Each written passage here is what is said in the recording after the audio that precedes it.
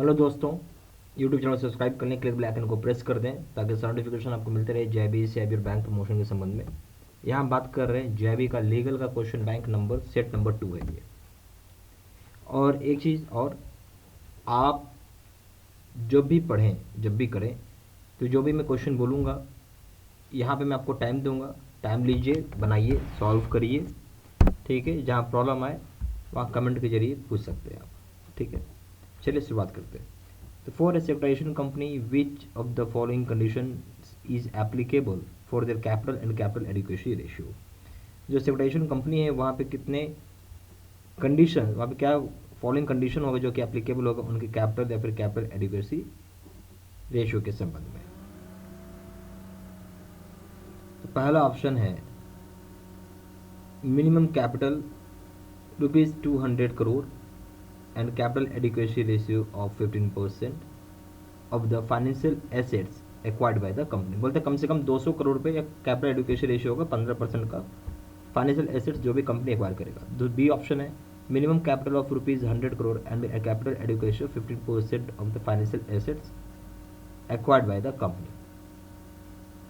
यहाँ बोलते हैं कम से कम 100 करोड़ रुपए कैपिटल होना चाहिए और कैपिटल एडुकेशन 15% का होगा जो फाइनेंशियल एसेट्स कंपनी एक्वायर करेगा। सी ऑप्शन है minimum capital of ₹100 crore and capital adequacy ratio तो 10% of the financial assets acquired by the company. बोलता है जो मिनिमम कैपिटल होगा वो 100 करोड़ होगा और कैपिटल एडिक्वेसी रेशियो होगा 10% जो फाइनेंशियल एसेट्स एक्वायर्ड करेगी कंपनी। फिर है मिनिमम एसेट जो होगा ₹200 करोड़ होगा और कैपिटल एडिक्वेसी रेशियो होगा 10% जो फाइनेंशियल एसेट्स एक्वायर्ड करेगी कंपनी। ठीक है, अब इन चार ऑप्शन में क्या ऑप्शन सही होगा आप अपना जो भी है कॉपी में लिखते चलिए, कितने ऑप्शन सही हो रहे हैं आप बताइएगा। बी ऑप्शन यानी मिनिमम कैपिटल 100 करोड़ रुपये और कैपिटल एडुकेसी रेशियो होगा 15% का जो भी फाइनेंशियल एसेट्स एक्वायर्ड करेगी कंपनी।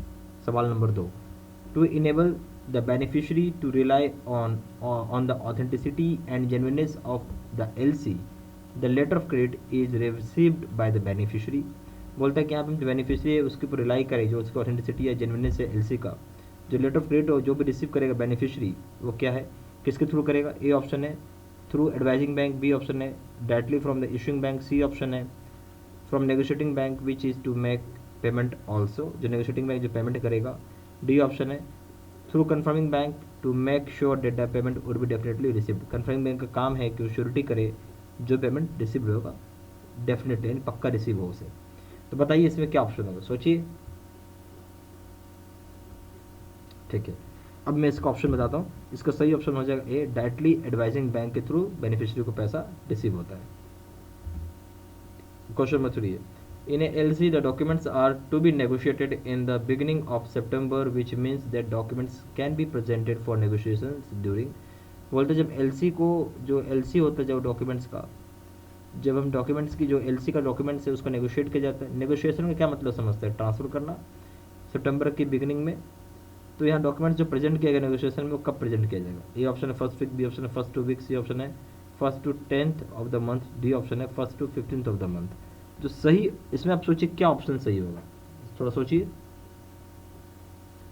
ठीक है, अब मैं इसका आपको सही ऑप्शन बताता हूँ। सी ऑप्शन सही होगा first to 10th of the month. Question number 4 में if there is a contravention of provisions of FEMA 1999 by a person that the amount is not quantifiable, penalty can be levied। बोलते हैं अगर कोई भी contravention होता है उस provision का जो फेमा का है, जो किसी भी पर्सन के ऊपर जो अमाउंट क्वान्टिफाइबल नहीं है तो पेनल्टी कितनी लेवाई की जाएगी। पेनल्टी यहाँ पे लेवाई होगी कितना। ए ऑप्शन है अप टू 2 लाख 2 लाख रुपए तक, B option up to amount involve in such contravention, जितना अमाउंट वो इन्वॉल्व होगा उस तरह के कॉन्ट्रावेंशन में। कॉन्ट्रावेंशन मतलब उसके अगेंस्ट जाके कुछ काम कर रहा है। ठीक है, सी ऑप्शन है up to 2 times of the amount involve in such contravention, 2 गुना अमाउंट जो भी इस तरह कॉन्ट्रावेंशन में इन्वॉल्व होगा। D option up to thrice the amount involve in such contravention, 3 गुना अमाउंट जो भी इन्वॉल्व होगा इस तरह कॉन्ट्रावेंशन में। क्या होगा सोचिए ऑप्शन। ठीक है, आप सभी ने लिख लिया होगा। चलिए सही ऑप्शन है 2 lakh. Question number 5 as security interest created under Sarfasi Act requiring requiring registration with central registry with a period of. बोलता है जो सिक्योरिटी इंटरेस्ट होता है जैसे क्रिएट किया गया अंडर सरफासी एक्ट में, उसे ज़रूरी है कि आप रजिस्ट्रेशन करें सेंट्रल रजिस्ट्री, जो कि पीरियड होगा कितना का। ए ऑप्शन है 15 days, B option 30 days, C option 45 days, D option है 60 डेज। जो सही ऑप्शन हो जाएगा वो हो जाएगा बी 30 डेज। ठीक है। Question number 6, if A bill of exchange is dishonoured, अगर बिल ऑफ एक्सचेंज डिसऑनर हो गया यानी वो पे नहीं हुआ, ए इसमें 4 पॉइंट बताने कौन कौन से पॉइंट सही है। ए पॉइंट है the drawer is liable to the holder, B वो पॉइंट है आपका the drawer's liability is secondary if it is accepted, C point है आपका drawer's liability is primary when it has been accepted, D point है drawee is liable where whether he accepts a bill or not in all circumstances। सही है उसका दे which of this is correct, बोलते इनमें से कौन सा सही है। तो क्या क्या ऑप्शन दिया, A option A B and C only, B option है A B and D only, C option है B C and D only, D option D A to D all. सोचिए और बताइए। इस केस में सही ऑप्शन हो जाएगा ए बी एंड सी केवल सही हो, जहाँ बिल ऑफ एक्सचेंज डिसऑनर होता है तो ड्रॉअर लायबल होगा होल्डर के लिए। बी ऑप्शन जो है ड्रॉअर्स लायबिलिटी सेकेंडरी होगा अगर वो एक्सेप्ट करता है तो। सी ऑप्शन है द ड्रॉअर्स की लायबिलिटी प्राइमरी होगी अगर वो एक्सेप्ट नहीं किया तो ये 6 का ए ऑप्शन सही है, A B C. Question number 7, which of the following types of charges on the following securities does match, बोलता है किस तरह का फॉलोइंग टाइप्स ऑफ चार्जेस जो होता है सिक्योरिटीज के साथ मैच करेगा। ए ऑप्शन है बहुत बुक डेप्थ असाइनमेंट, कैसे ऑप्शन है बुक डेप्थ असाइनमेंट, बी ऑप्शन है bank deposits assignment, C option है immovable property mortgage, D option है नेशनल सेविंग सर्टिफिकेट्स प्लेज। इस केस में जो सही ऑप्शन हो जाएगा डी हो जाएगा, किस तरह का सिक्योरिटी का जो चार्जेस यानी किस तरह के चार्जेस हैं जो सिक्योरिटी के साथ मैच नहीं करता, तो डी ऑप्शन है national saving certificates pledge.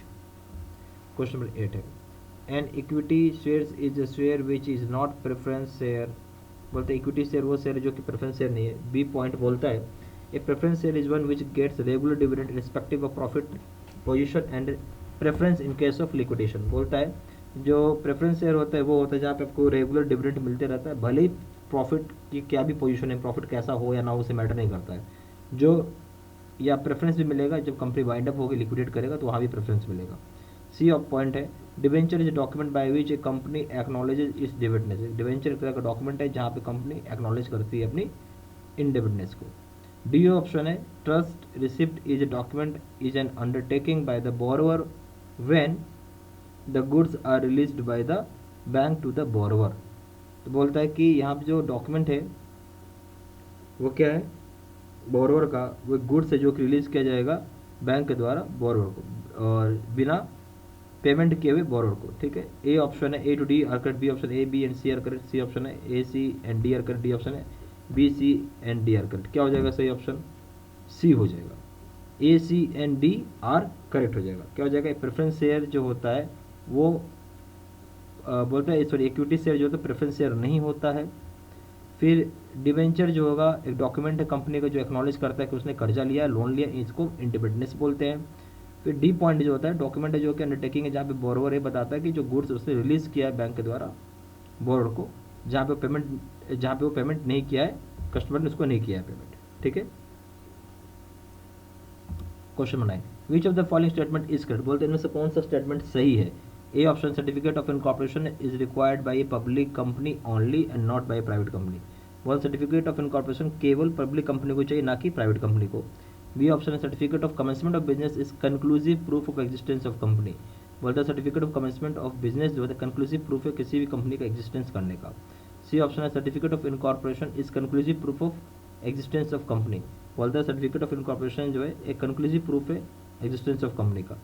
D option है कि certificate of commencement of business is required by private company, बोल सर्टिफिकेट ऑफ कमेंसमेंट जो होता है बिजनेस का वो प्राइवेट कंपनी को जरूरी है उसके लिए।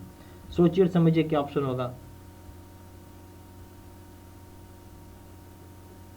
ठीक है, चलिए इसका ऑप्शन मैं बताता हूँ। तो सही ऑप्शन है C, certificate of incorporation conclusive proof होता है किसी भी कंपनी का एग्जिस्टेंस का, चाहे पब्लिक कंपनी हो या चाहे प्राइवेट कंपनी हो। हमेशा याद रखिएगा कि सर्टिफिकेट ऑफ कमेंसमेंट सिर्फ और सिर्फ पब्लिक कंपनी को चाहिए, प्राइवेट कंपनी को नहीं चाहिए होता है। Question number 10, the mortgage in which the mortgagor transfers the possession of the mortgage is called mortgage. In such a mortgage there is no personal liability of the mortgagor. ठीक है, तो बोलता है कि जो mortgage होता है जहाँ पे mortgagor अपना ट्रांसफर करता है पोजीशन mortgagee को, जिसको mortgage बोलते हैं, इस तरह का mortgage में जहाँ किसी भी तरह कोई पर्सनल लाइबिलिटी नहीं होगा mortgagor का, कौन सा ऐसा mortgage है? ए ऑप्शन है English there is, B option है mortgage by conditional sale there is no liability, कहने का मतलब है, सी ऑप्शन है simple mortgage there is no, D option है usufructuary mortgage there is no. अब आप सोचिए और समझिए और बताइए, थोड़ा टाइम लीजिए समझने में, कोई दिक्कत नहीं है, सोच के बताइए। ठीक, सही ऑप्शन हो जाएगा डी, यूसुफ्रक्चुअरी mortgage है जहां पे ऐसा कोई पर्सनल लाइबिलिटी नहीं होता है। आप पीडीएफ डाउनलोड कर सकते हैं, सारा जो क्वेश्चन हमने डिस्कस किया है।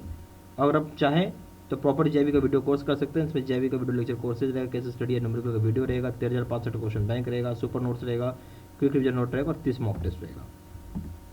यहाँ पे जेआईबी का कोर्सेज कर सकते हैं, जो कि जेआईबी का face to face video course है, जो सबसे ज़्यादा पावरफुल और हाई सेलिंग कोर्स है, जिसमें जेआईबी का प्रिंसिपल से लेवल करेंगे उसका दाम है 1200 रुपये, जेआईबी का अकाउंटिंग करेंगे उसका दाम 1500 रुपये, जेआईबी का कॉम्बो पे करेंगे उसका दाम है 3000 रुपये।